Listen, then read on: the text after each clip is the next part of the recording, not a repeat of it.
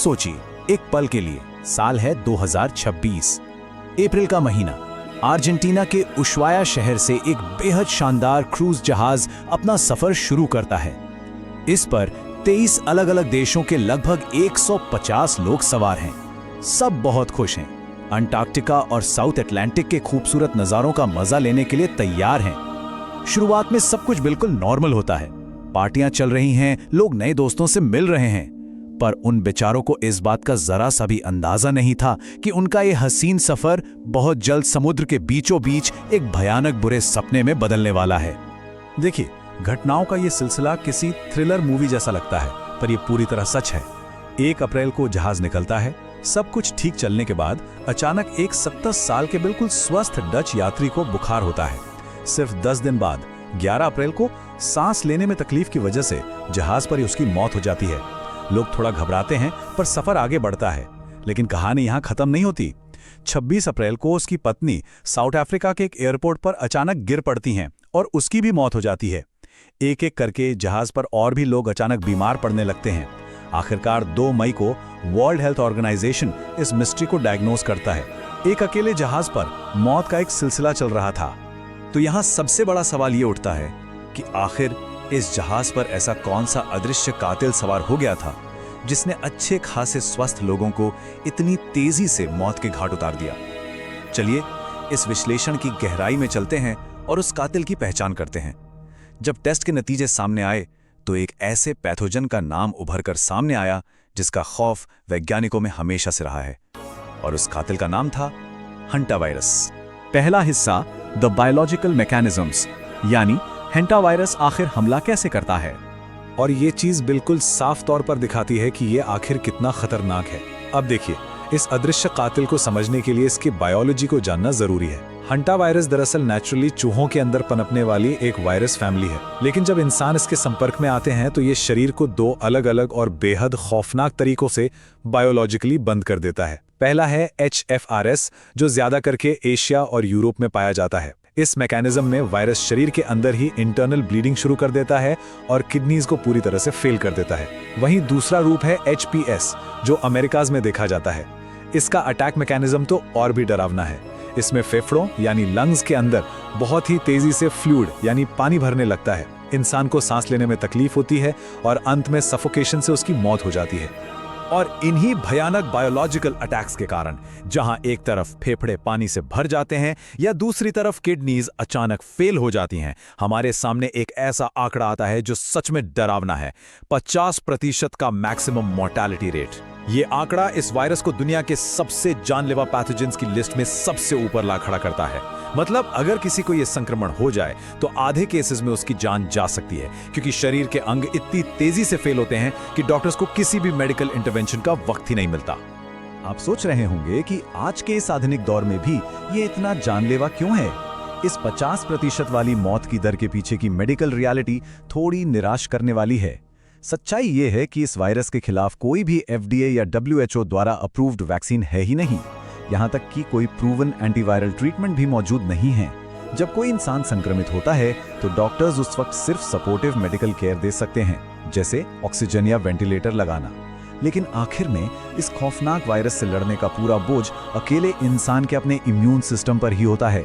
वही अकेले इस जंग को लड़ता है। अब आते हैं दूसरे हिस्से पर, ट्रेसिंग हिस्टोरिकल आउटब्रेक्स।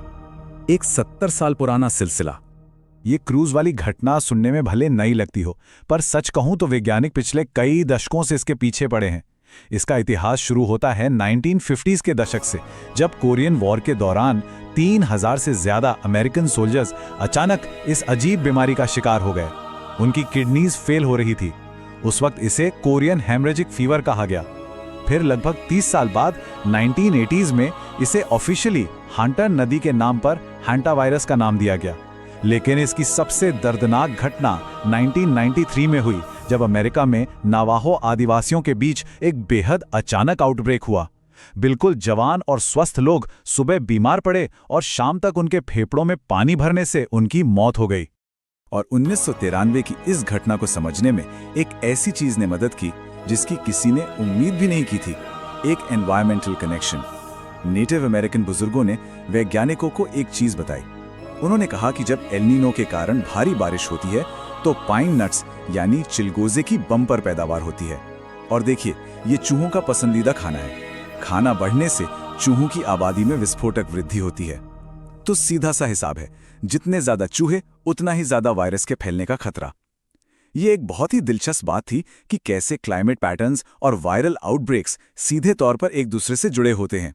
एक लंबे समय तक ये माना जाता था कि ये खतरा सिर्फ अमेरिका या यूरोप के आसपास तक ही सीमित है, लेकिन 2005 से 2008 के बीच इंडिया के वेल्लोर में हुई एक स्टडी ने साबित कर दिया कि ये एक शांत ग्लोबल खतरा है।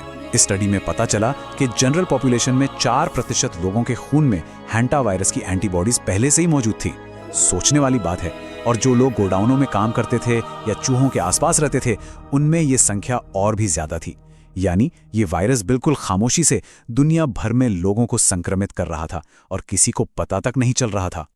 तीसरा हिस्सा, the human transmission threat and is mutation का खतरा। चलिए थोड़ा आगे बढ़ते हैं और देखते हैं कि ये चीज आगे कैसे जुड़ती है। वैज्ञानिकों का मानना था कि ये वायरस सिर्फ चूहों से ही इंसान में आ सकता है, इंसान से इंसान में नहीं। लेकिन 1996 में अर्जेंटीना में एक ऐसी घटना हुई जिसने इस पूरी साइंटिफिक समझ को पलट कर रख दिया। वहां के आउटब्रेक ने एक नया रूप दिखाया जिसे द एंडी स्ट्रेन कहते हैं। और दोस्तों, ये दुनिया भर में हंटा वायरस फैमिली का इकलौता ऐसा स्ट्रेन है जिसमें एक इंसान से दूसरे इंसान तक फैलने की क्षमता ऑफिशियली डॉक्यूमेंट की गई है। यही वो खौफनाक म्यूटेशन था जिसने इस डर को जन्म दिया कि क्या ये कभी एक पूरी आबादी को लपेट में ले सकता है। अब इस जानकारी के बारे में जो सबसे दिलचस्प बात है वो ये है कि आपको इस चार्ट को देखकर थोड़ी राहत मिलेगी। अगर हम एंडस हैंटा वायरस की तुलना कोविड या फ्लू से करें तो एक बहुत बड़ा फर्क नजर आता है। देखिए, कोविड हवा में फैलता है, लेकिन एंडस स्ट्रेन एयरबॉर्न बिल्कुल नहीं है। इसे बॉडीली फ्लूइड्स और बहुत ही करीबी संपर्क की जरूरत होती है।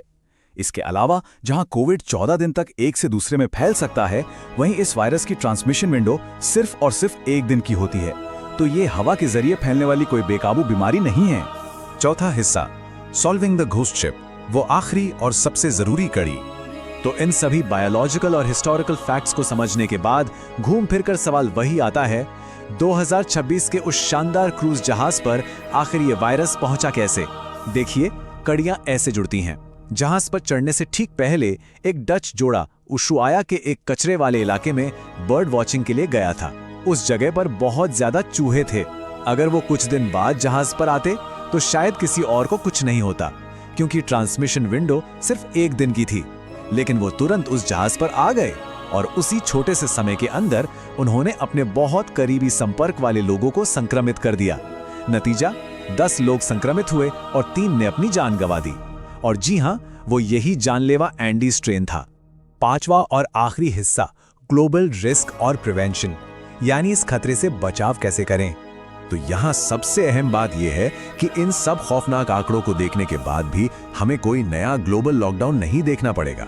वर्ल्ड हेल्थ ऑर्गेनाइजेशन ने बिल्कुल साफ कर दिया है कि हंटा वायरस के एक ग्लोबल पैंडेमिक बनने का रिस्क एक्सट्रीमली लो है, यानी बेहद कम। इसके हवा से ना फैलने और बहुत ही छोटी ट्रांसमिशन विंडो होने की वजह से इसके उस तरह फैलने के आसार बिल्कुल नहीं के बराबर हैं जैसा हमने पिछले कुछ सालों में देखा है। पर देखिए, ग्लोबल खतरा कम होने का मतलब ये नहीं कि हम लापरवाह हो जाएं। अपने आसपास सुरक्षा रखना बहुत जरूरी है। इसके बचाव के तरीके बहुत बेसिक पर हाईली इफेक्टिव हैं। सबसे पहला और जरूरी कदम, अपने घर या इमारत की दरारों को सील करें ताकि चूहे अंदर ना आ सकें। अगर आपको किसी पुराने, बंद या धूल भरे गोदाम में जाना पड़े जहां चूहों का आना जाना हो, तो अपना N95 मास्क और ग्लव्स पहनना कभी ना भूलें। खाने पीने की सफाई रखें और कचरे को सही से डिस्पोज करें।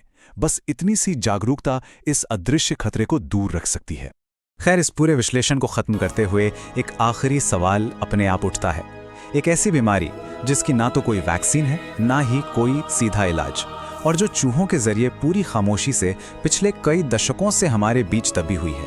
ऐसे हालातों में हमारी जागरूकता और रोकथाम ही हमारा सबसे बड़ा हथियार है। ये क्रूज की घटना एक चेतावनी की तरह है जो हमसे पूछती है, क्या दुनिया इन शांत और अदृश्य वायरल खतरों का सामना करने के लिए वास्तव में पूरी तरह से तैयार है?